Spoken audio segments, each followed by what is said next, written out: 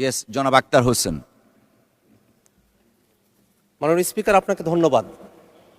মাত্রই দুইটা আইন এখানে পাশ করা হলো। আমরা জানি যে সরকার দল এখানে সংখ্যাগরিষ্ঠ, তারা যেভাবে চাইবেন সেভাবে আইন পাশ হবে, সেটাই এখানকার ফ্লোরে মানে এখানে হাউজের বাস্তবতা।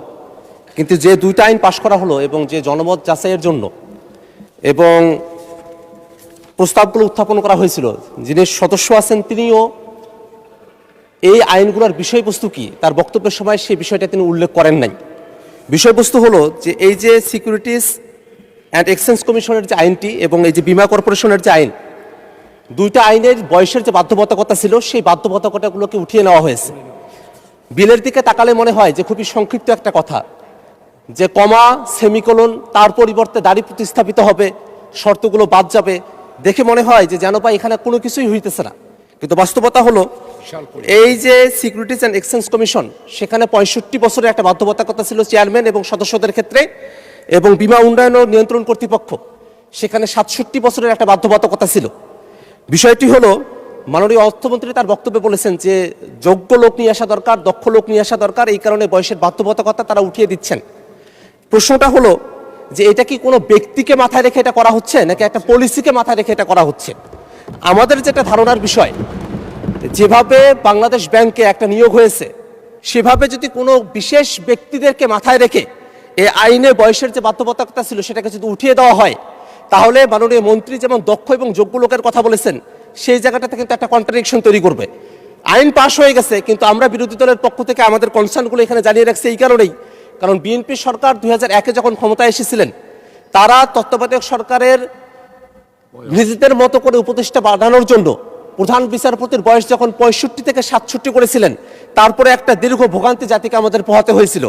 সে জায়গাটাতে এই যে শেয়ার মার্কেটের মতো একটা জায়গায় নিজেদের মতো করে লোক বসানো হবে, এই চিন্তাতেই যদি বয়সের বাধ্যবাধকতা একেবারে উঠিয়ে দেওয়া হয়, সেখানে বয়সের আর কোনো বাড়ি রাখা হলো না, বীমা কর্পোরেশনের ক্ষেত্রে কোনো বাড়ি রাখা হলো না। এগুলো কিন্তু আর্থিক প্রতিষ্ঠান, দেশের অর্থ সম্পদগুলো যদি এখান থেকে লুটপাটের মতো কোনো পরিবেশ ভবিষ্যতে তৈরি হয়, তার জন্য কিন্তু সরকার দলকে দায়ী থাকতে হবে। মাননীয় স্পিকার, আমরা আমাদের এই কনসার্নটা জানিয়ে রাখলাম।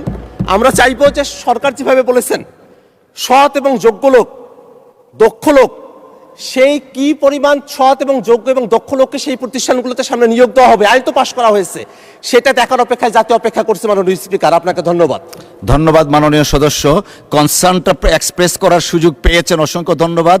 এই ব্যাপারে মাননীয় অর্থমন্ত্রী আপনি কিছু বলার থাকলে বলতে পারেন প্লিজ। আমার মনে হয় মাননীয় স্পিকার, আমার বক্তব্যে আমি পরিষ্কার করেছি এই বিলগুলো কেন আনা হয়েছে, পরিষ্কারভাবে বলা হয়েছে। আপনার এই বিলটা যখন 93-তে হলো, সিকিউরিটি অ্যান্ড এক্সচেঞ্জ কমিশন, তখন গড় বয়স ছিল 57 বছর মাননীয় স্পিকার। এখন গড় বয়স হচ্ছে 72 বছর।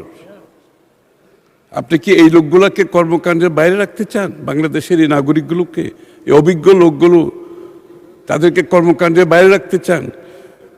কোথায় 57 বছর, এখন 72 বছর। এই ডিফারেন্সটা এর মধ্যে যারা আছে তাদেরকে তো আমরা বাইরে রাখতে পারবো না। দ্বিতীয় কথা হচ্ছে, বিশ্বের প্রায় প্রত্যেকটি দেশে যেখানে সাকসেসফুলি এই security and exchange commission operate করছে, তাদের এখানে কোনো এজ বার নাই, এবং তারা সফলভাবে এগুলো পরিচালনা করছে। এবং এখানে যেখানে যোগ্যতা অভিজ্ঞতার প্রশ্ন থাকবে, এই সমস্ত